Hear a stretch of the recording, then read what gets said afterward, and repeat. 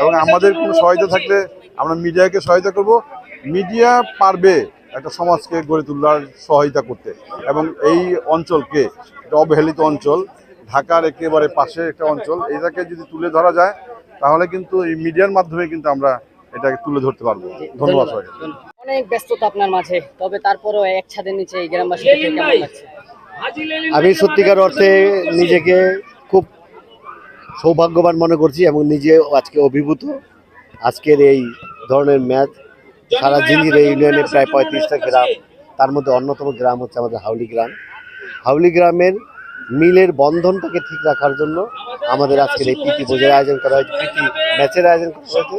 যারা এই প্রীতি ম্যাচের আয়োজক তাদেরকে আমার ব্যক্তিগত পক্ষ থেকে এবং সকলের পক্ষ থেকে ধন্যবাদ জানাচ্ছি। আজকে এই যে যুব সমাজকে নিয়ে খেলতে আসছেন, আর্জেন্টিনার হয়ে আপনি নিজেও খেলবেন, কেমন লাগছে? আসলে ছোটবেলার কথা মনে পড়ছে কি? অ্যাকচুয়ালি ছোটকাল থেকেই আমি মনের অজান্তেই আর্জেন্টিনার একজন ভক্ত, এবং যতদিন পর্যন্ত ইনশাল্লাহ বেঁচে থাকবো আর্জেন্টিনার জন্য আমার আত্মপ্রকাশ থাকবে, এবং আর্জেন্টিনাকে ভালোবেসে যাব। আজকে আর্জেন্টিনার হয়ে আমরা এখানে খেলবো, খুবই ভালো লাগছে, এবং আশা করি যে বর্তমান যেভাবে বিশ্বকাপটা আসছে সেই বিশ্বকাপে যে আর্জেন্টিনা আজকে আগামীকালকে হয়তো কোয়ার্টার ফাইনাল খেলবে, এই কোয়ার্টার ফাইনালে যাতে আর্জেন্টিনা তাদের বিজয় লাভ করতে পারে সেই দোয়া করি।